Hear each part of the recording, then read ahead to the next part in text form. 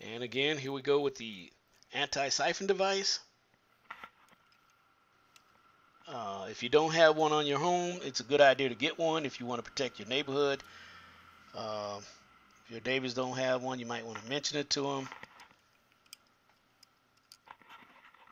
It doesn't cost that much. It just screws right on.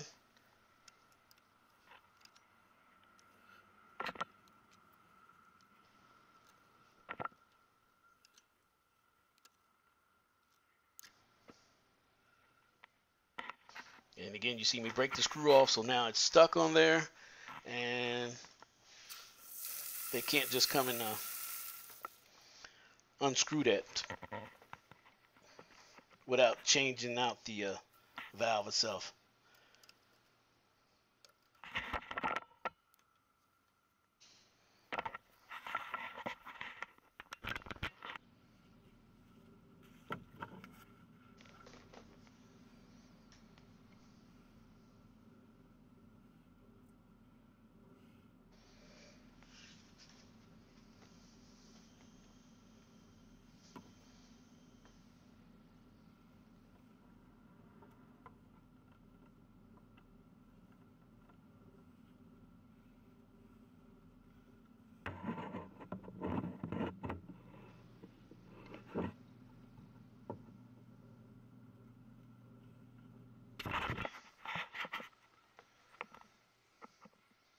Okay, now you see I have all the valves on.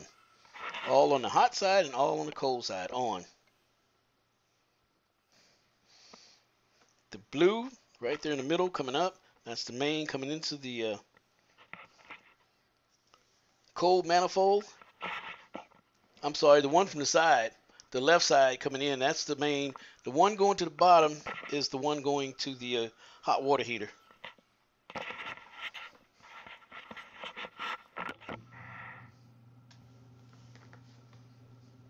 And then back from the hot water heater, it goes to the hot water heater, and then the red comes from the hot water heater and comes back to here to feed the hot manifold.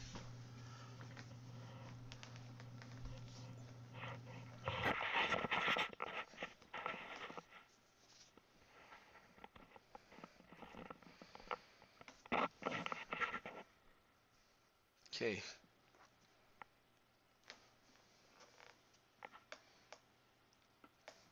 Now each riser there, each branch that you see there represents a bathroom or a section of the another section of the house where you can cut the water off separate.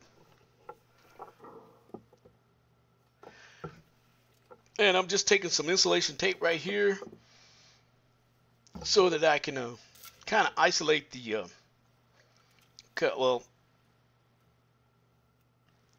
cushion the water line from the 2x4, I mean the plywood itself,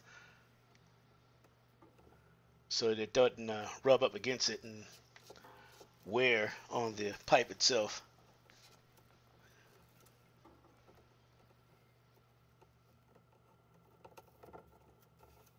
A little insulation between them.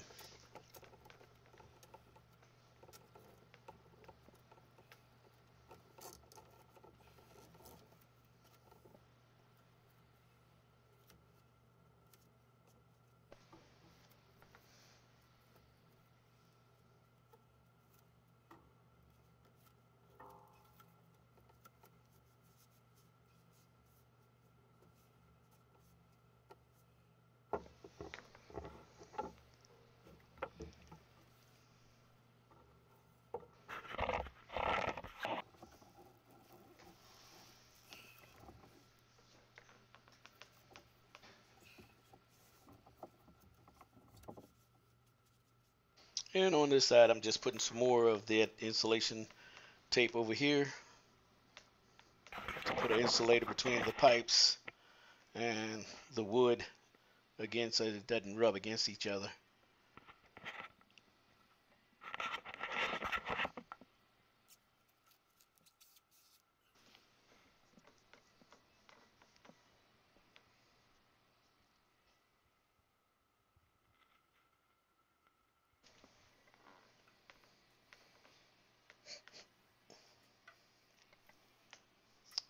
And now, one of the things I'm doing here is I'm just getting this ready to start putting some of the drywall back in some of the areas. And I'm just using a regular piece of 1x, just enough to catch the drywall at each end so that it'll hold in place. And once I do that, the only thing left for me to do is to tape the seams, and I'll leave the painting up to the painters or whoever they want to have to do that. But I will put these patches back in.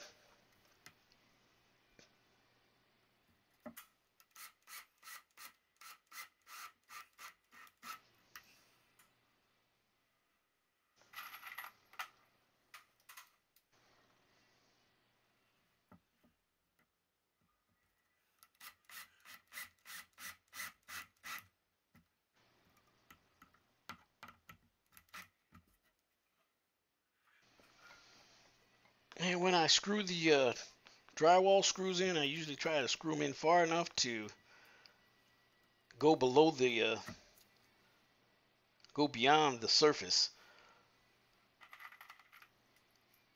because you don't want it bulging out. So you just go a little bit past the drywall and inside the drywall itself. That way, when you go to tape and float, which is what they call it, tape and float, meaning you put the mud on there, you put the tape, and you float the tape out. Then you put a couple of extra coats of plaster mix once one coat dries. So it's usually like three coats, and each coat is sanded down before painting.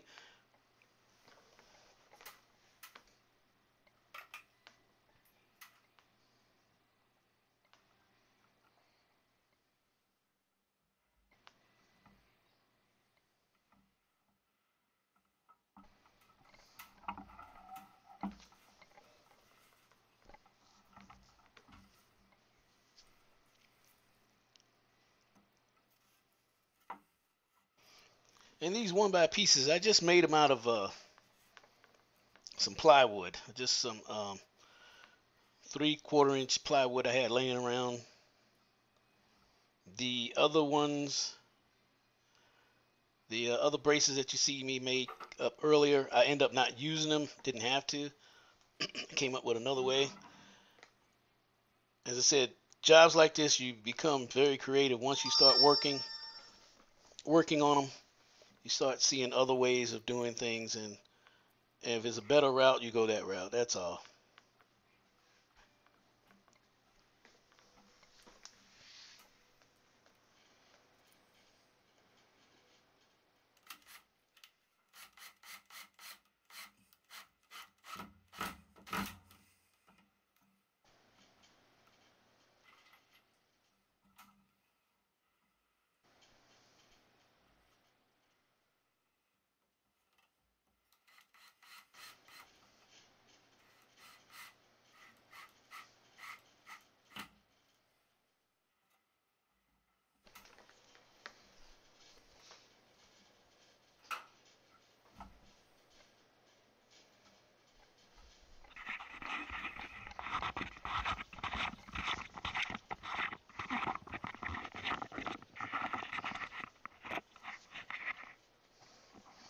You can see that now you see why I couldn't crawl through here.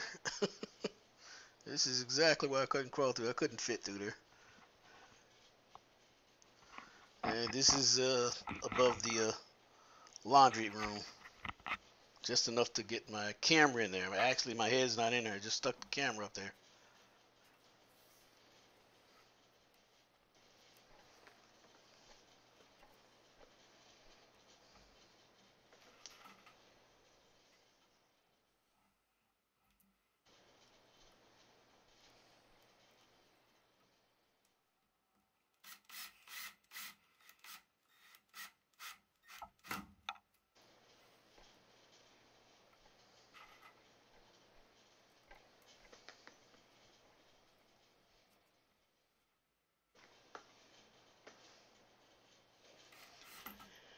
And if you're wondering why that old galvanized pipe is still in there, it's more trouble than it's worth trying to take that out. You actually can do more damage just trying to cut that stuff out of there. So it's not hurting anything, so I'm just going to leave it right where it is. I'm only going to remove it where I have access and I feel it's not going to tear anything up.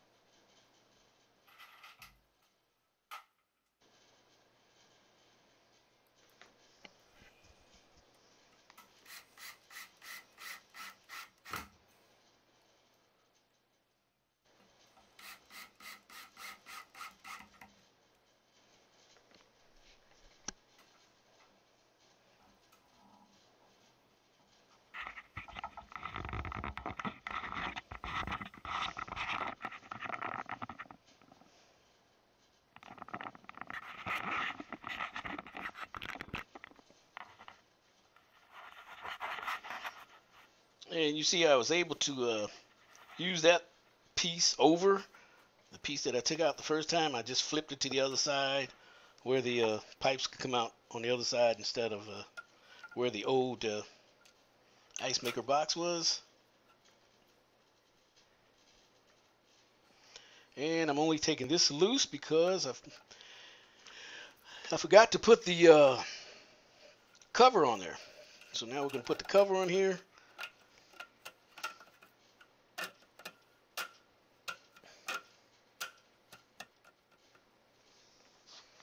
And we can put the ice maker holes back on.